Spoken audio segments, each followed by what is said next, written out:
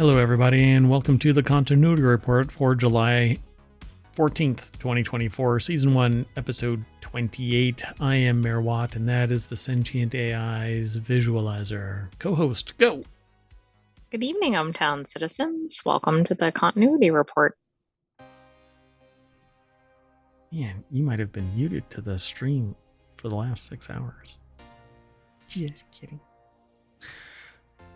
So, today we're going to be talking about It's Always Wednesday and Agatha All Along, The Devil Wears Prada Revisited, the 5 best sci-fi movies of 2024 so far, feel-good sci-fi movies, copies of westerns, movies like Warcraft, Shrek 5 in 2026, The Money Grab, Silo at Comic-Con, Viking Movies, more Minions in 2027, more Money Grab. All of that and more, powered by the Continuity Report and ohmTown.com. Go over, become a citizen, and follow us here on Twitch, and like and subscribe over on YouTube. Just do a search for ohmTown. youtube.com/ohmTown or twitch.tv/ohmTown. And there's a Discord and a Patreon and a TikTok. And I had a Tic Tac.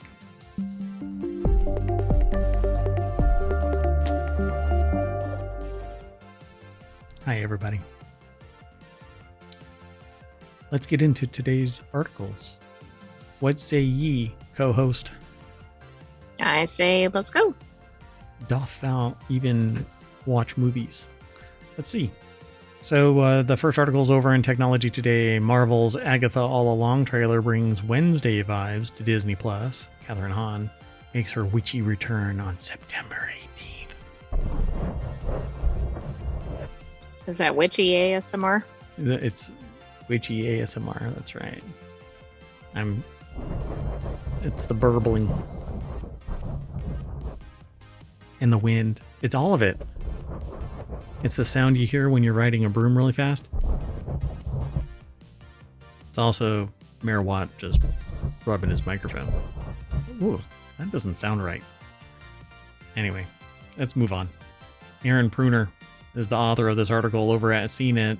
Marvel's Agatha All Along trailer brings Wednesday vibes to Disney+. Catherine Hahn makes her winky, witchy return. Either that or she's got something in her eye on September 18th. By the way, scary content alert for listeners, viewers. Really? Is it scary? Hold me. No? Well, you're a sentient AI from the future and you don't have your Terminator body, so I guess you can't hold me. And even if you did have your Terminator body, I wouldn't want you to hold me. Because it's a Terminator body. It's a Terminator body. Okay. And we did actually talk about this earlier in the week in the Non Sequitur news show, but this is a weekly. You get one of those. No, I won't talk about that. Anyway, let's. You want to watch the video? Let's see. I'll mute it. That way I can't get DMCA'd, but we can kind of talk about this video a little bit. So I guess after WandaVision, her powers were stifled, and there is nothing in that damn coffee cup. Look at this. Look at that. She's swinging it around like a baseball bat. Come on. It's like a Pizza Hut delivery person in there. Come on. Anyway, yeah, scary movie stuff, by the way. So they find a body. But Catherine Hahn, or Agatha, is essentially looks like a police officer, investigator. Detective even, and she's holding a book that what do they call the little checkout card things? It's not a library card, but like a checkout card or something. But it is from a library. Oh well, I don't even know. I don't know what the hell she's holding. Anyway, something happens while she's in the morgue, and the spell that Wanda Maximoff put on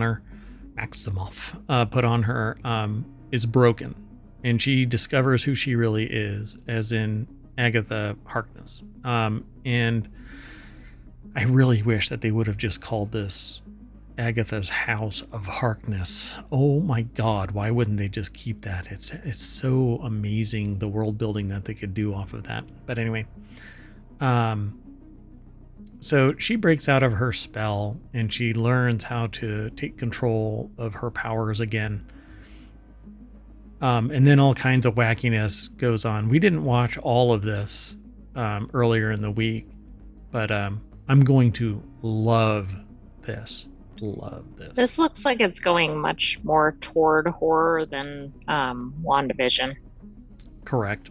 And you know, I have no problem. Like, yeah, I think that's actually what's going on. And then the comparison to Wednesday, it has the same cinematography. It has the same mechanics, the same camera angles, the coloration, the characters. Even the horror is the same, like in your face. I don't know. I like everything about this, so I'm here for this. So it says, as the trailer teases, Agatha all along finds Wanda's witchy nemesis in a troubling position. Actually, she lost all of her powers thanks to the help of a mysterious goth teen played by Showstoppers Joe Locke. Agatha puts together a ragtag coven of witches to help on her mission to walk the witch's road, a gauntlet filled with trials and tests that, if passed, will grant her power back. Dun, dun, dun. And Wednesday Addams is there. Just kidding, she's not. That would be a neat crossover. Maybe they're all in the same world. I mean, they certainly look like they have the same age range and characters. I don't know. It certainly looks like it's Wednesday. But even the setting looks like it could be from an episode of Wednesday. Yep. So Disney Plus has slowly dipped its toes into the horror realm with recent outings like Goosebumps reboot and 2022's Werewolf by Night special. It's been more than 3 years since WandaVision brought Marvel's Phase 4 to television, and now audiences will get a full-length Marvel series chock full of genre goodness. While fans wait for the return of Stranger Things and Wednesday, Agatha all along will surely scratch that spooky Halloween itch. Well, we're definitely not going to get Hocus Pocus 3. And not in time for this year's Halloween, right? They haven't even filmed it yet. Correct. Right? Yeah. So we'll see what happens with this. Unfortunately, you have to wait until September. What kind of evil wizardry is that? Move that thing forward. But I know that I don't want to wait until Halloween. I don't even want to wait until September 18th. This is a Halloween show, though.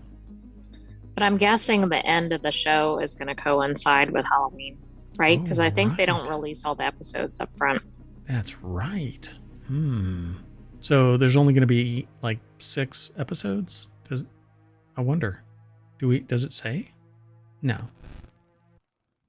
it doesn't say. All right. Well, I don't think it continues on past this.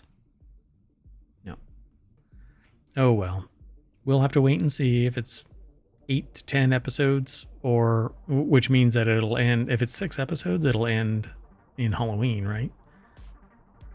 If it's about 6, it will, but it releases 2 on the first day. Oh, so maybe the ending will be 2 as well. Ooh, that would be nice. Very nice. Then you get 10.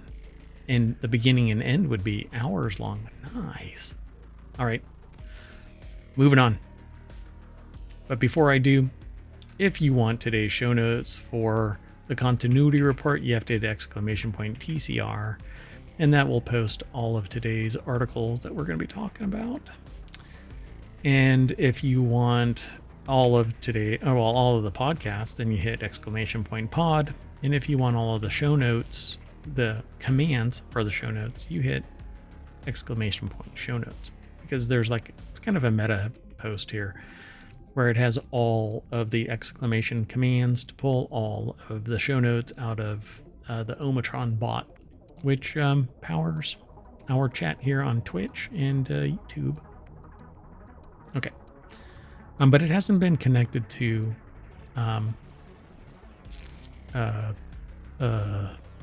oh my god, I just forgot the name of it. Discord. To YouTube? No, Discord.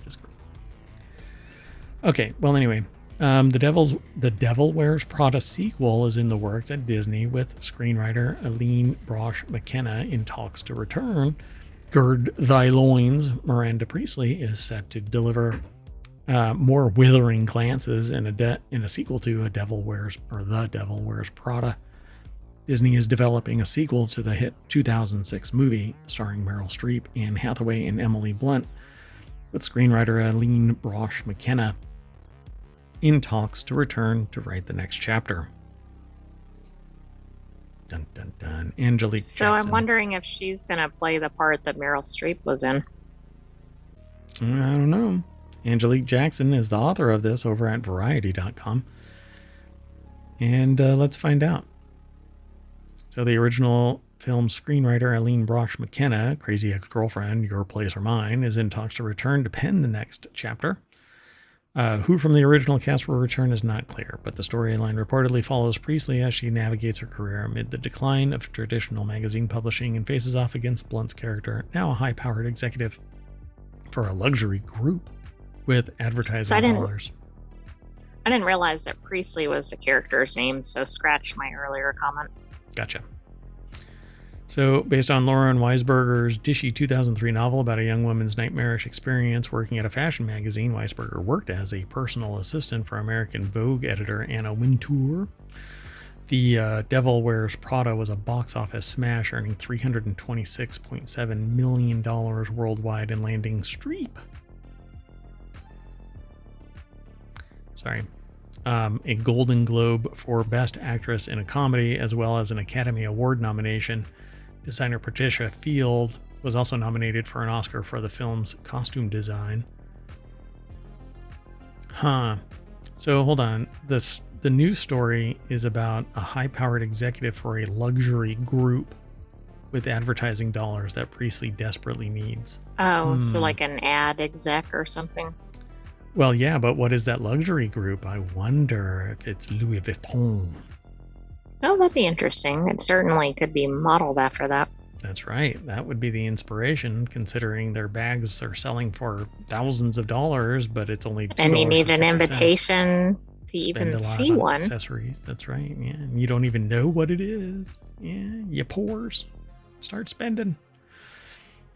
So the trio of actors have kept the film on the public's mind, most recently reuniting on stage in February SAG Awards. Hathaway and Blunt also sat down to reminisce about making the movie for Variety's Actors on Actors series.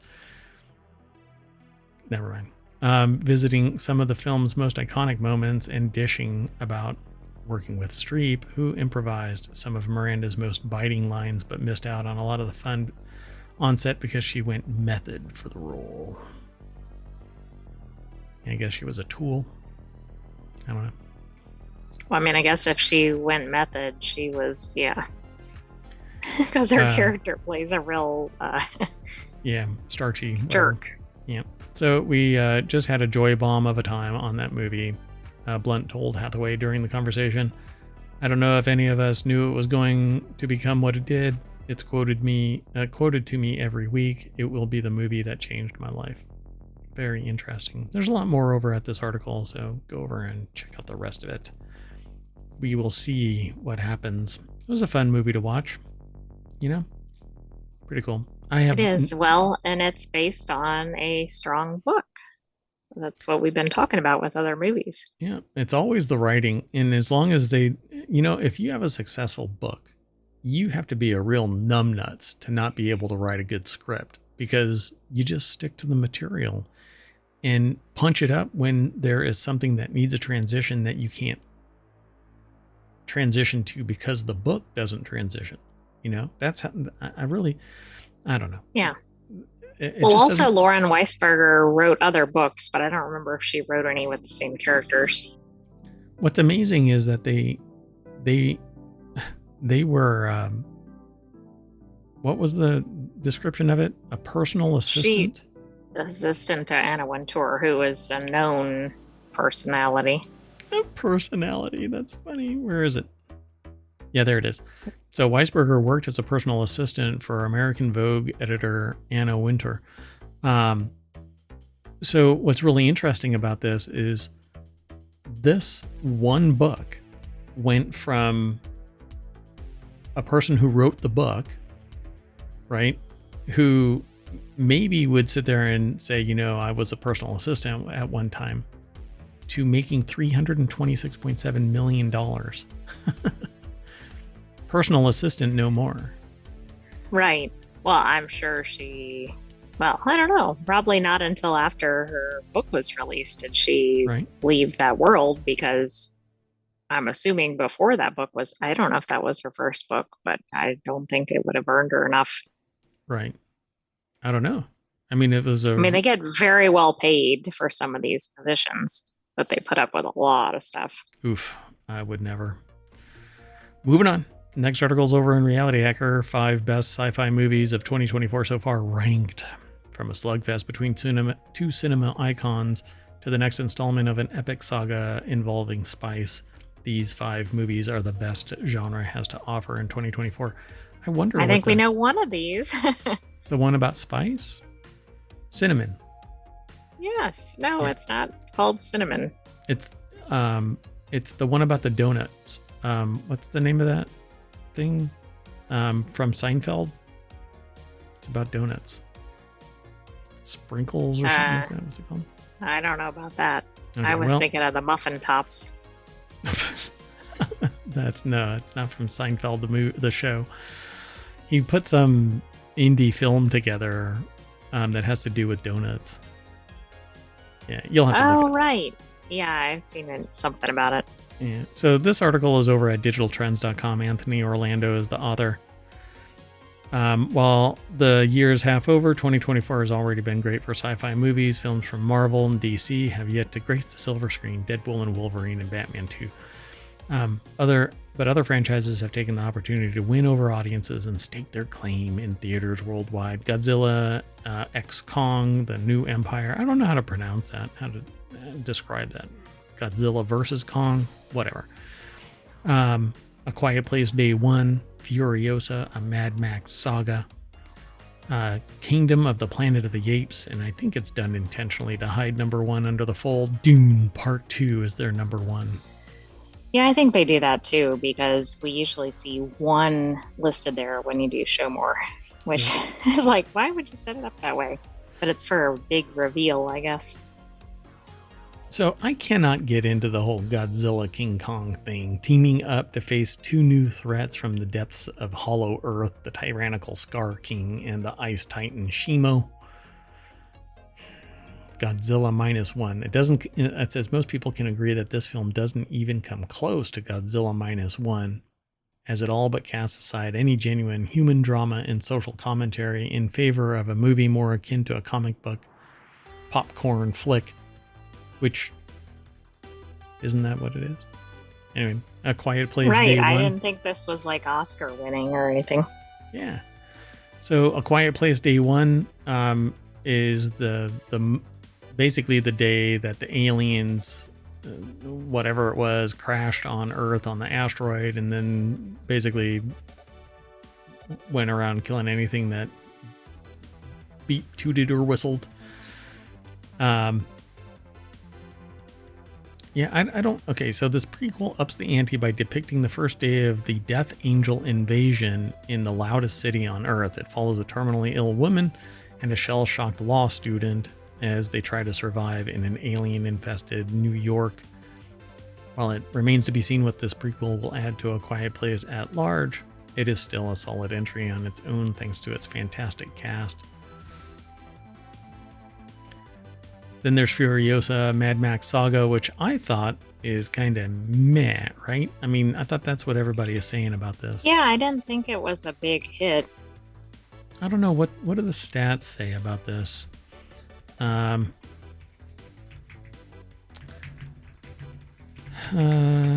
second, folks.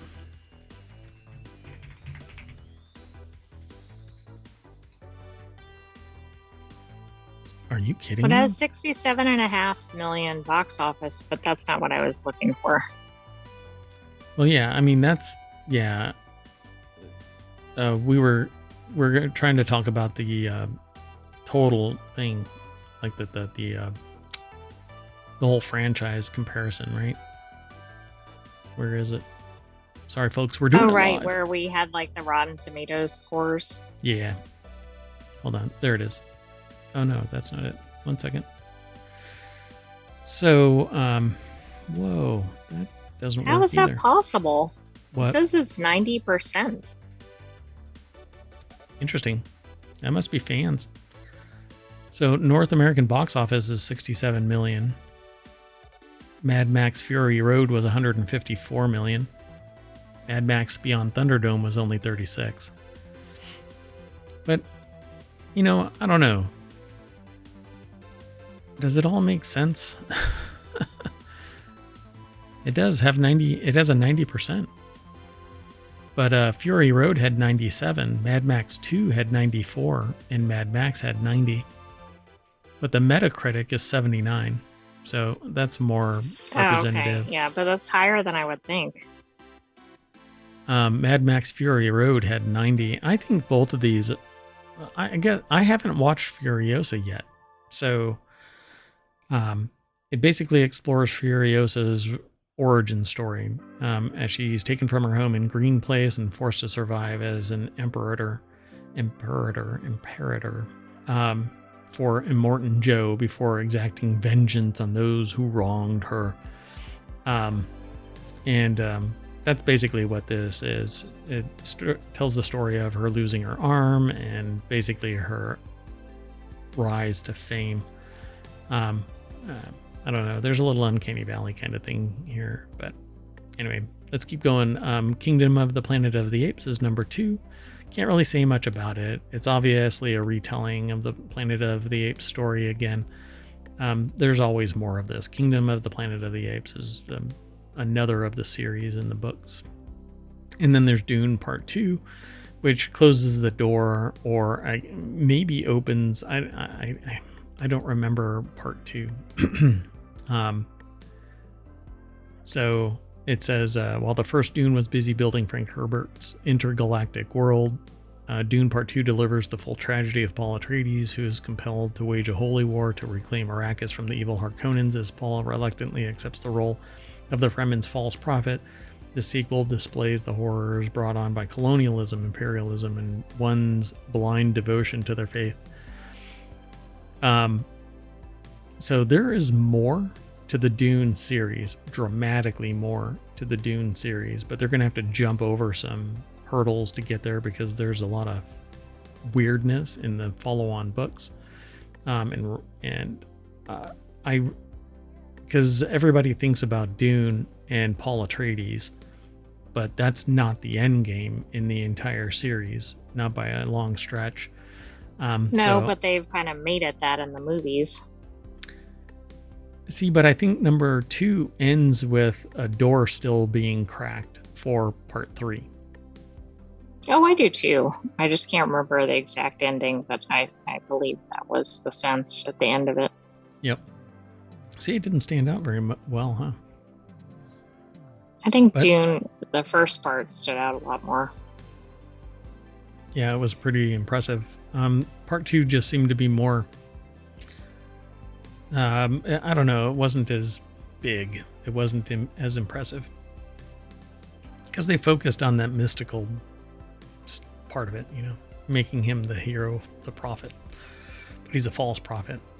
Anyway, this was an article over at Digital Trends called 5 Best Sci-Fi Movies of 2024. Let's move on. The next article's over in the Continuity Report. 10 fun, feel-good sci-fi movies like Back to the Future. Let's just jump on over to Screen Rant. The article's written by Stephen Holland. Oh boy. So it begins. Sorry. So the summary of this is, here are some feel-good sci-fi movies similar to Back to the Future that viewers may enjoy. Ghostbusters captured? Leaned into the Ghostbusters. Is this?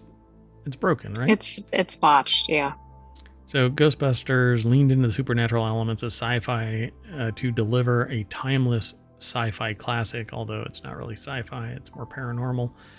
Others like Bill and Ted, The Hitchhiker's Guide, E.T. also included aspects of Back to the Future's innate style, which I didn't really see that, but okay. The sci-fi aesthetic of Back to the Future made it one of the most iconic movies ever made and has plenty of viewers craving something similar to check out, so let's check them out. Bill and Ted's Excellent Adventure has a mailbox that sends them back in time. Yes, I mean, I guess the premise is kind of similar, but I don't think the movie style is very similar. Yeah, I don't see that either. It is onto its own, Bill and Ted's Excellent Adventure. I don't see it as having the same cinematography or flow. It was actually kind of disjointed, but that was a weird sound. Then there's Ghostbusters, which that would probably fall more in line with the cinematography of Back to the Future. It's definitely a blast to watch. One second. Yeah, I think this one I can see. It's kind of similar, feel good. Obviously, it doesn't have the same premise. Yeah, true. So it says a major contributor to the legacy of Ghostbusters was its strong performances, incredible concept, and infectious sense of feel-good fun. However, much of the same way Back to the Future was propped up by its ingenious use of music, like Marty McFly's rendition of Chuck Berry's Johnny B. Good, the theme tune to Ghostbusters has also become an enduring part of popular culture as two major feel-good sci-fi releases of the mid-1980s. True, but Ghostbusters developed its own music, right? And Back to the Future relied on popular songs that already existed. Yeah, like Bustin' Makes You Feel Good. That whole thing is, which we just recently heard the actual, like the original author and the track itself from the musician. It was kind of weird to see that decades later and go, oh, that was like a full-on track, not just a song. So, and then there's Blast from the Past, directed by Hugh Wilson. Let's see, 1999. It's a parody of sci-fi tropes. It says Marty McFly was seen as an oddity in 1955 due to the modern ways in Back to the Future, but the same was true for Adam, who lacked any understanding of popular culture from the previous several decades. Blast from the Past failed to make much of an impact at the box office and has not had the staying power of the movie like Back to the Future. It's because Brendan Fraser starred as the clueless Adam Weber, a man in his 30s who, after leaving his shelter, was confronted not by nuclear apocalypse, but by mainstream 1990s society in what felt like a clever mix of the feel-good aesthetic of Back to the Future and the survivalist qualities of Fallout. Blast from the Past was a unique parody of sci-fi tropes. I don't think I've heard of this one, but that is interesting. That's exactly what it sounded like, a combination of. Yep. Hitchhiker's Guide to the Galaxy, directed by Garth Jennings. It's a riff off of the book. Arthur Dent unwittingly becomes embroiled in an epic adventure that traversed the length and breadth of the known galaxy. Basically, intergalactic freeway is going to go through our galaxy, and they have to blow up the Earth to make it happen. And so they go on based on the iconic works of Douglas Adams, this wild adventure through space was full of feel-good sci-fi energy and featured hilarious performances from the likes of Martin Freeman, Sam Rockwell, Zooey Deschanel, and others. So, yep. Men in Black. Let me hurry up a little bit. Honey, I Shrunk the Kids. Time After Time. That actually is from 1979. It's a riff off of H.G. Wells' Time Machine. Batteries Not Included is from 1987. Definitely 80s style storytelling. It's a fun watch. It's sad, but it also has its fun parts. Short Circuit from 1986. where Johnny Five escaped his facility and went out into the world in search of knowledge. And E.T. Extraterrestrial, which the sci-fi aspect of that is borderline. Debatable, I mean, it's aliens. Yeah. Plus, it's not. I don't think it's on par with some of the other movies in terms of quality of story, etc. Even though I know it's known to be a classic. Yeah, and it's been retconned. The people used to carry guns into the scenes, and the newer versions of it, I think even the ones that have been purchased in the past, if it was in digital form, they've been modified.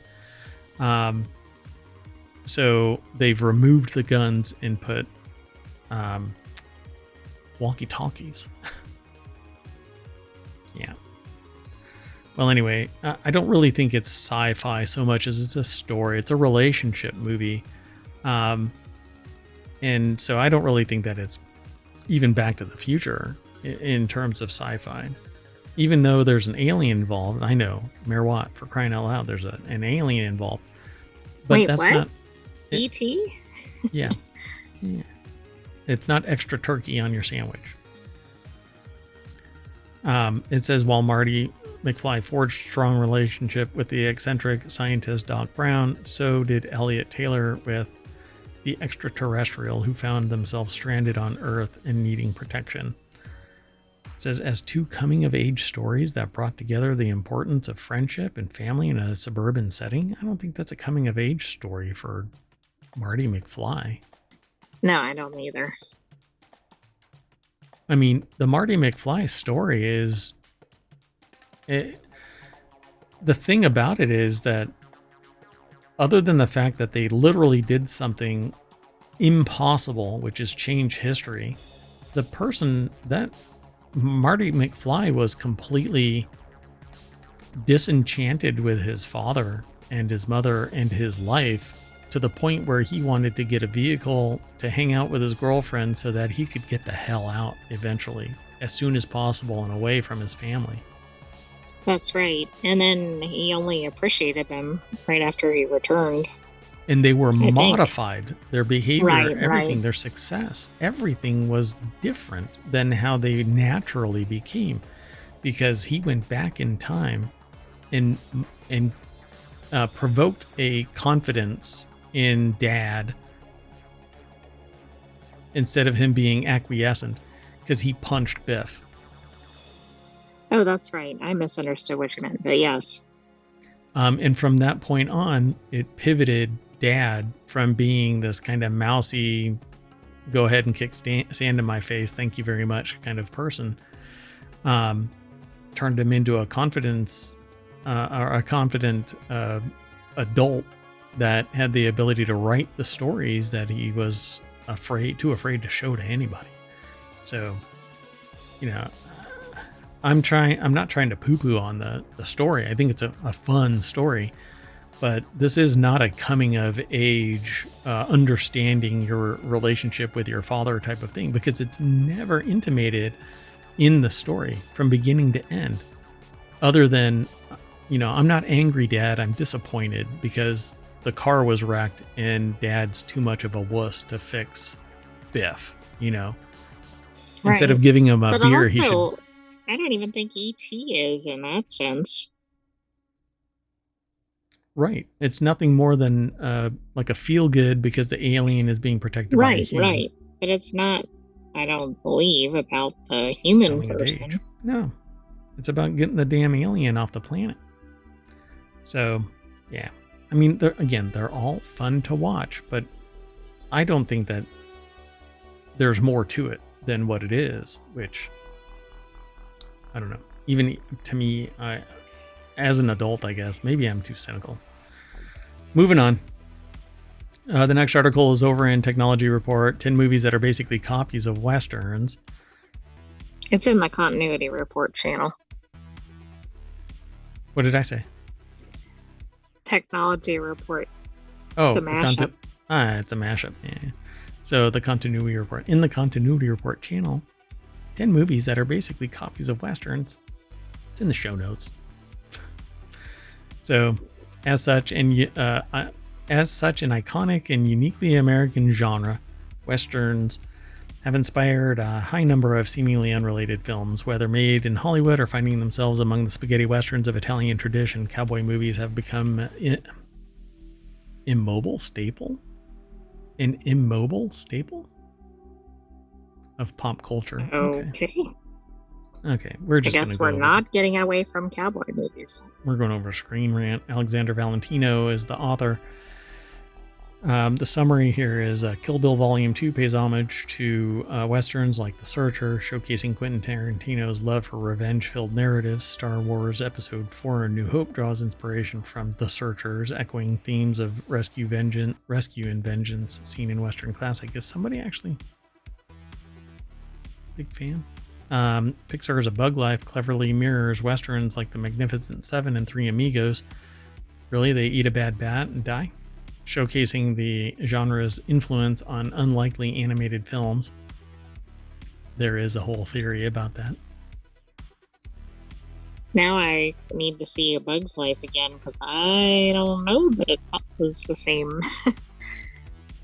It cleverly mirrors westerns like The Magnificent Seven and Three Amigos, only in the sense that they're hired as defenders of the oppressed. Okay, yeah. So, let's see. Kill Bill Volume 2. Mirroring the bride's own unwitting quest for her kidnapped daughter. So specifically, Kill Bill Volume 2 takes some heavy inspiration from Western revenge flicks, especially The Searchers. The latter follows a former Confederate soldier on his bloody quest to save his daughter from Comanche raiders. Alright. Star Wars copied The Searchers as well. At a visual level, it's easy to spy Western influence creeping forwards in the original Star Wars. That should not be bolded. That's your claim. What's your evidence? From the seedy cantina gunslingers to the oppressive heat of Tatooine's desert. I suppose so. The most obvious note of reference Star Wars makes to The Searchers comes about when Luke finds his family burned to a crisp at the hands of the Empire. Yeah. That's probably the most horrendous part of the whole show, the whole series, I'd say. I think so. So apparently it says the shot composition and emotion of the scene are nearly a beat-for-beat replica of the scene in The Searchers, in which Wayne's character returns to his family's ranch only to find them massacred. Yikes. Beat for beat, huh? So Bug's Life copied The Magnificent Seven and Three Amigos. I agree. They basically hire these guys to defend the town. But hate to break it to y'all, Three Amigos, they died in the desert. And everything after eating the bad bat was a hallucination of them striving for fame and them all dying right there. Dun dun dun. It's a very controversial theory. Yep. Mad Max Fury Road copied The General. Let's see here. Visually, the chase sequences and elaborate stunts of the film bear an undeniable visual resemblance to George Miller's work. The General seems completely natural when edited with the pulse-pounding soundtrack of Mad Max Fury Road and the post-apocalyptic joyrides. Sped-up frame rate are indicative of the 20s filmmaking technique. Yeah, is it in the 2020s? I suppose. I know that's not in the 2020s, but it's close to it. Escape from New York copied the Dollars trilogy. If you've never heard of Escape from New York and Escape from LA, well, I guess we'll have to watch it. But filmography of No, I've legendary... never heard of the Dollars trilogy. Oh, right. So Clint Eastwood's famous Dollars trilogy, so Fistful of Dollars and all that kind of thing. However, Kurt Russell's performance as Snake is essentially a stolen blueprint of Eastwood in the film. Yeah, you can actually see it, complete with raspy voice and callous, self-centered attitude. Yeah, we'll have to... I don't know, maybe we can watch it. I like Westerns, so... So see how he's sitting there with that cigarette hanging out of his mouth? Oh, yeah. Yeah.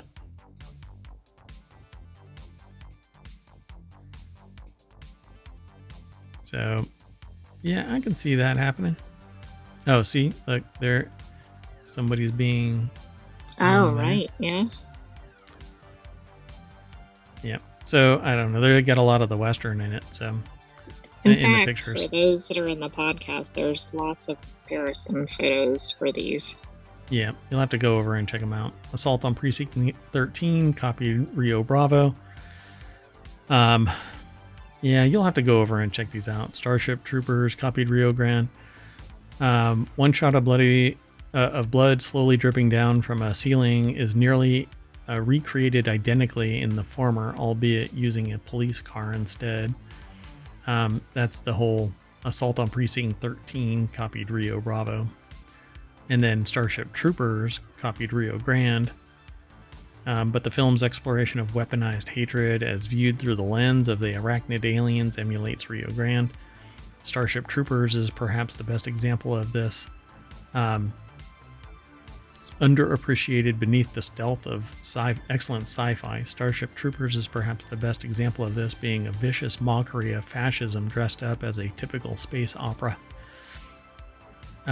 Basically, everybody becomes military and goes to fight the bugs. Then Taxi Driver copied The Searchers. So The Searchers, it looks like something that needs to be watched, right? Martin Scorsese's classic proves why the Western seems to have so much material worthy of emulation. Just like The Searchers, Taxi Driver puts an emphasis on the rescue of women from dangerous situations. Themes of toxic masculinity, etc. Yet we don't learn from it. Then there's Die Hard, copied High Noon, and Outland, copied High Noon. Okay, that's interesting. So not only are there several that copied Westerns, but there's multiples copying the same movie. Yeah, and Outland is in space, so that one's hardcore sci-fi. Well, not really hardcore sci-fi. Anyway, and it's a fun movie. He actually investigates a murder on an outpost, a mining colony. Oh, yeah, there it says it, right? He becomes marshal on a mining colony on the Jupiter moon Io. When a series of deadly, mysterious incidents start affecting the colony, it's up to the marshal to uncover them. Apparently, it covers High Noon.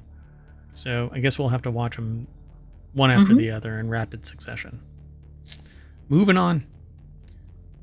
The next article is over in the continuity report, 10 best movies like Warcraft. And I'm just going to jump straight on over to the source, which is, again, Screen Rant. Sarah Little is the author. And I'm going to run through these real quick. They say that Willow... Okay, 10 best movies like Warcraft. If you've never seen Warcraft, you'll have to go watch Warcraft. All right, let's try it. Warcraft depicts two opposing sides of an impending war set in a fantasy world. Okay, it's basically World of Warcraft in movie form. The original World of Warcraft. There's been so much riffing off of the original story that you can't really make hides nor hair of any of this. So, Willow, directed by Ron Howard. Now, if you do that, then you can sit there and say good and bad. But Warcraft wasn't good and bad. One person's freedom fighter is another person's terrorist. Yeah, it was just different. But this... perspectives, I guess. This is... There is a horrible bad person, i.e. Queen Bavmorda of Nockmar. Anyway, they learn of a prophecy that states that a baby will be your downfall and tries to wipe them all out. If anything, this might have some like biblical type of affiliation. So it says, although it opened to mixed reviews, Willow became a fantasy cult, and then Disney even debuted a Willow sequel TV show in 2022, but it fell flat. It's World is similar to the one in World of Warcraft. While Willow doesn't feature an all-out war, it features high stakes that keep the viewer on edge of their seats until the very end. But it's Willow is actually a fun watch as well, but I think it's for the other actors. So Lord of the Rings, Peter Jackson, again, there's no good side, bad side. There is a wiping out of humanity kind of, well, the other side, all living creatures. Right. I mean, if there's there are two sides and there are significant fantasy elements, okay, sure. Yeah. And that's really what, I mean, these other two are completely destroying society as it is versus the two sides are at war because whatever the ideological bent is, they're not out to eliminate them all. There's an actual conflict in World of Warcraft or in Warcraft. By the way, look at the release dates for Lord of the Rings. Like, that's incredible. If somebody tried to do that today, there's no way it would happen. Yeah. Not unless everybody got paid some serious bank beforehand. And then who knows if this would actually manifest. But again, it's the writing. And then the cinematography made it larger than life. Yep. Harry Potter. Yeah, I don't know. No, see, again, this is one where Voldemort wants to wipe out all muggles, and basically dominate. Whereas Warcraft, I don't think it was ever like that. There was a conflict because the two were like, essentially one was living and one was deemed dead. Like the undead had an alliance with, but that's in World of Warcraft. In Warcraft, it wasn't like that. I don't think they sought to wipe out humans. I don't remember exactly what it was about. This is another one like you're talking about. 2001, 2002, 2004, 2005, 2007, 2009, 10. Yeah, 11. It was opposite sides of a war, basically. Yeah. But this one, again, there is one person that wants to wipe out everything. Right, not the same idea. The Golden Compass, which I find really fascinating. They say, like other options on this list and Warcraft, White's Golden Compass is an adaptation of a previous work. The 2007 adventure film is based on Philip Pullman's 1995 novel Northern Lights and depicts the journey of a tribe of seafarers seeking to rescue a group of children. The Golden Compass is set in a world where each person's soul exists outside of their body as a daemon, the animal companion that is the physical manifestation of someone's inner being. Unfortunately, a planned sequel was canceled, I agree. But the unfinished movie franchise is still worth watching for those who enjoy Warcraft. I find this is a really fun world building type of movie, but it just fell apart. And while it does tell a story, there is a conflict. This person here, I don't want to ruin the whole thing, is trying to figure out how to separate demons. But whenever they do it, it causes a problem. So, right. But this isn't really I think it would be a fun watch, but I don't think it compares to Warcraft again. Mainly because they're trying to solve a problem. And I don't want to spoil it for anybody, but yeah, it's a fun watch. Nicole Kidman plays a really interesting character, and I do mention his Dark Materials, which are based on some of the same literary writing content. Yeah. Yeah, I'll have to go and look at this again. So then Godzilla, which are just two sides battling each other. That's probably the closest, but it doesn't even have... Humanity is caught in the crossfire of the Godzilla conflict, and that's it. There's no terrestrial conflict brought on by the humans. other than the fact that these creatures were created by humans basically doing stuff to the environment. Then Clash of the Titans. I'm gonna kind of move on here. Dungeons and Dragons: Honor Among Thieves. This is probably the closest.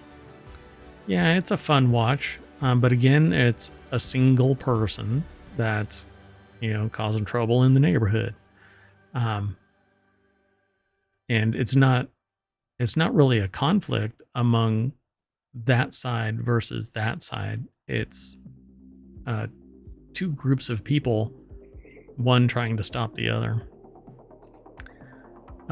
This person. So we should watch that again too. It's actually a pretty fun watch. And then Mortal Engines.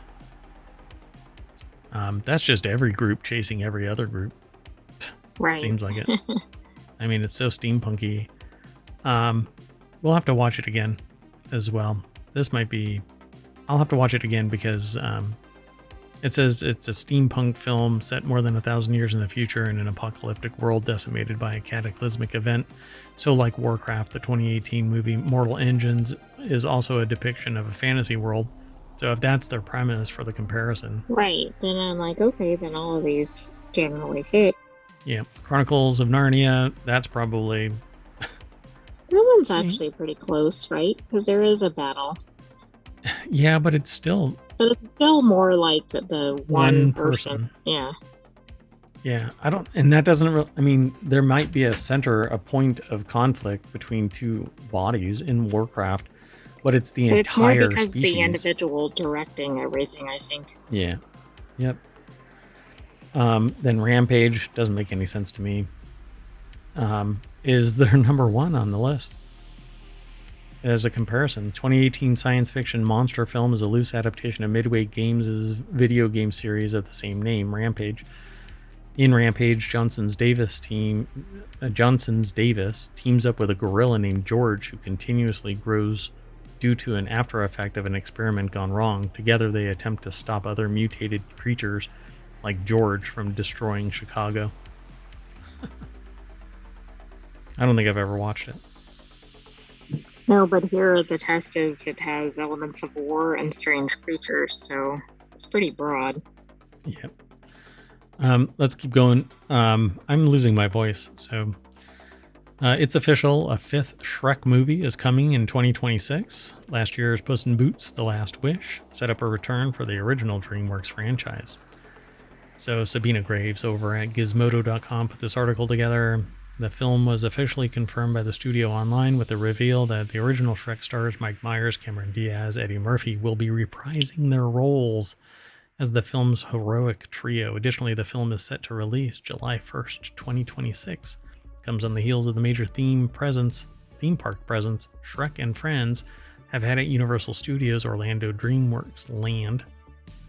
Universal Studios Orlando's DreamWorks Land. Anyway. Naming. Yep. So previously, Eddie Murphy teased the news while promoting... Wait. Okay, there it goes. So previously, Eddie Murphy teased the news while promoting his Beverly Hills Cop sequel for Netflix, telling Collider, "We started doing Shrek 5 months ago. I recorded the first act. We'll be doing it this year. We'll finish it up." When was this? Yeah, they just say months ago. Shrek is coming out, and Donkey is going to have his own movie. We're going to do Donkey as well. So we're going to do a Shrek, and we're going to do a Donkey movie. So I guess... Which one do you think will do better? Oh, I have no idea. As long as they make it fun, it doesn't matter. Just make it fun. I think that these are so long, though, in the tooth now that... I mean, the generation that watched this has kids. You know, when was the first one that came out? Oh, gosh. Right? Shrek. 2001. 23 years ago. The kids are having kids, for crying out loud. Right, that's the problem with all of these franchises. You have to start getting the adults by the later movies. So, or yeah, like the kids had their new kids. so let's take a look. Oh, I want to look at the whole franchise. So, where can we find those numbers real quick? Shrek franchise. There we go. Oh my goodness, the musical. So Shrek, the original Shrek came out in 2001, then 2004, 7, 10. Shrek 5 is 16 years later. Shrek Forever Wow. After was 4. So, and that was 2010. And then Puss in Boots came in 2011. And then 11 years later, Puss in Boots, The Last Wish came out. So what are the numbers on these? Like, what's the box office? Do they have that summary? Yeah, they do. Oh, wow. Okay, so Shrek made 220 million. 268 million in North America. So worldwide, 488 million. Shrek 2, almost a billion. Shrek 3, 813 million. Shrek Forever After, 752 million. And here's, like, what are they going to make? It's been declining since Shrek 2. Right. Why would Shrek 2 be so amazing compared to the original Shrek? Because it did gain a following, and so like everybody had heard about it and wanted to go see it. Yeah, it's pretty amazing. Puss in Boots, 555 million. Puss in Boots, The Last Wish, that was from 2022, 480 million. It's made overall, worldwide, $4 billion. Wow. On a budget of 755 to 775 million. Yeah, not bad. So, I suspect that this one, 16 years later, might be able to capitalize if it has the same energy as Shrek 2. But that was 20 years ago. Yeah. Well, and how many people have been lost in the later Shrek movies? I mean, I don't know. Yeah. Are they going to come back for it? Or maybe they're going to just get new viewers anyway. I think that's probably what's going to end up happening. Yeah. Let's keep going. The next article is over in Smack Talk. Silo coming to Comic-Con July 27th with Season 2 release date expected. So I'm going to move pretty quick through this. Ryan Christoffel over at 9to5 Mac put this article together. On Saturday, July 27th, Apple TV Plus will hold a Silo panel at Comic-Con featuring series stars Rebecca Ferguson and Common, plus Silo's showrunner and creator Graham Yost.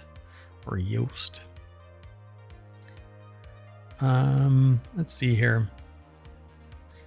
So Apple teased the new season during its TV Plus sizzle reel at the start of WWDC last month, leading to anticipation of a release date coming soon. Comic-Con appears to set that forum, where Season 2 release date will be finally shared, so we don't actually have a date. A fall debut is what many of us are hoping for, me included. I'd rather it right now than later. But with the recent Severance announcement for 2025, it's possible the wait will be longer than expected. Dear God, no. That would really suck. Maybe they should push back Severance and move forward with Silo. Yeah, I think so too. I don't even like the premise of Severance. I mean, I do and I don't, but I just don't like that character, I suppose. Let's move on. The next article is over in Wanted as well. 7 thrilling Viking shows to add to your watch list immediately. I chose this because I was interested in seeing the fact that there are 7 thrilling Viking shows to add to your Netflix watch list immediately. Sam Stell over at pocket-lint.com put the article together, and I'm really curious what they are. So The Last Kingdom, Vikings, aptly named, Vikings Valhalla, Norseman. Wow, all these have very Viking sounding names. An animated series with 2 seasons, and it's in Japanese, called Vinland Saga, a true hero's saga forged through betrayal, revenge, and bloodshed. Barbarians and ancient warriors try to redefine history. Ragnarok, modern teen drama versus ancient Norse myth for 3 seasons. And that's number 7 on that list. Goodness. I would not have connected Ragnarok, but I guess I get it. Yeah, I mean, it's Norse mythology, but modern teen drama? All right. I don't want demigod or god-like angst. And the last article that we're going to talk about today in the continuity report is in the Mobile channel. Illumination's Minions will terrorize your Independence Day. And this is 3 years out. 2027. Hide your kids' friends, because they're going to be chomping at the bit to see this one. Minions 3. Justin Carter over at Gizmodo.com put the article together. You think it's just the kids? I don't know. Looks like fun. It is unbearably long in the tooth. Despicable Me 4 is currently playing in theaters, but Illumination's already looking ahead to the future. The franchise scene-stealing Minions will come back to theaters in another solo movie officially dated for June 30th, 2027. Crazy to think that one of the first movies dated that far ahead, huh? Per Deadline, a threequel will have some notable alums behind it. Brian Lynch, writer of the original Minions movie, is returning to pen the script, while Pierre Coffin, director of the movie and the first 3 Despicable films, is coming back to helm. What do you think? Well, I mean, these are usually fun. I guess the question is whether they can come up with a new story for it. But if they can keep the same level of just kind of zany action, then it should be good.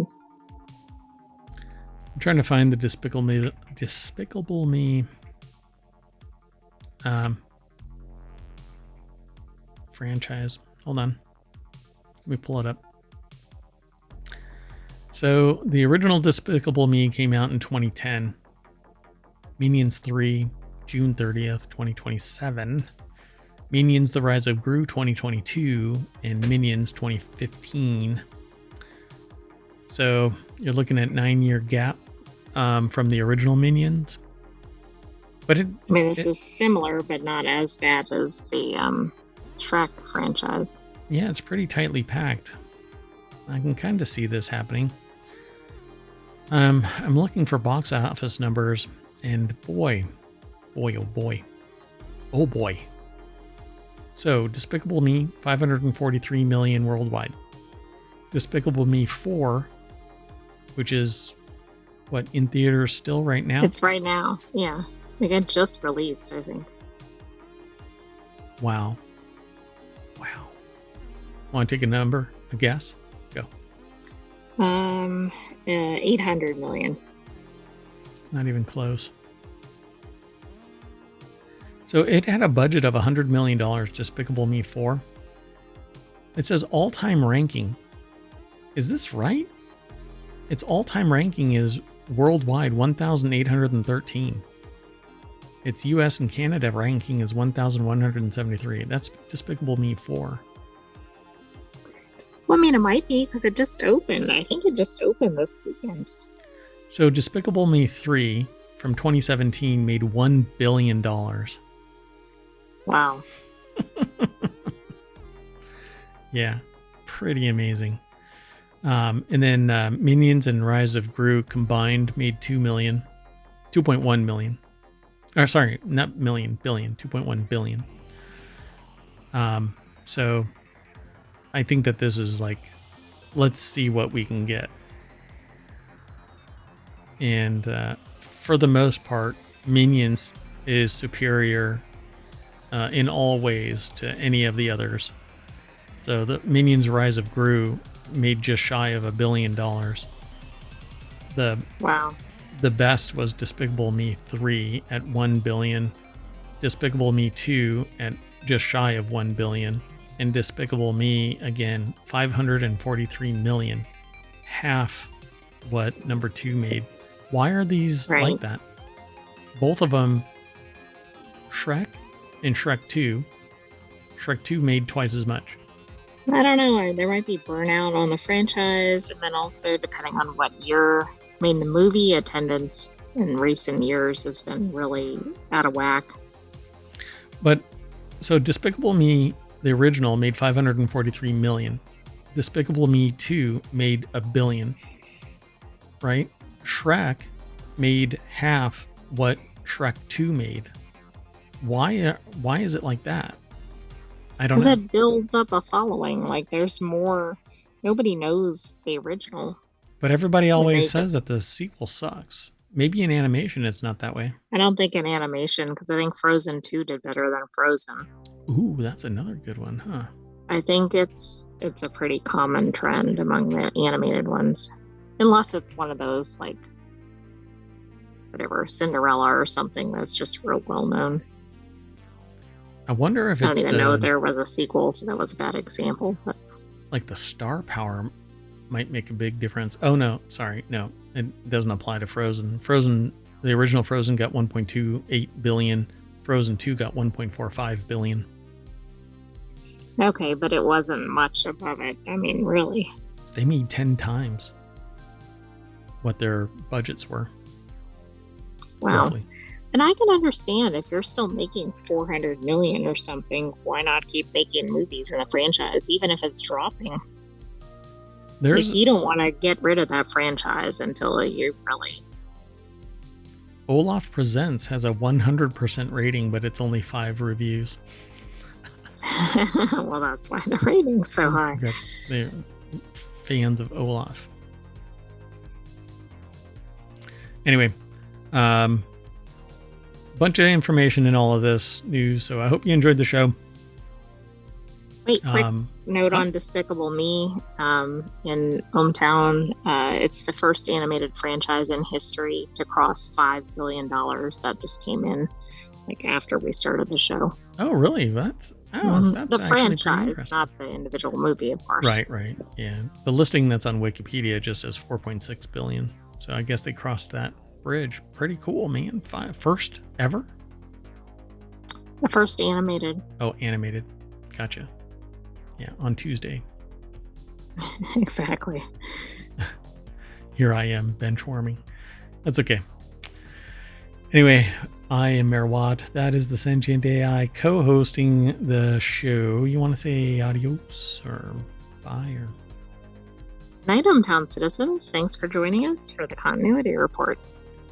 Yeah, be sure to like and subscribe here on Twitch and over on YouTube, and download the podcast and leave a 5-star review, please. We're trying to get discovered, and the only way is by asking. So please help us out.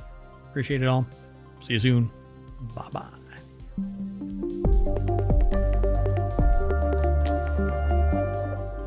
Oh, poor Olaf melted.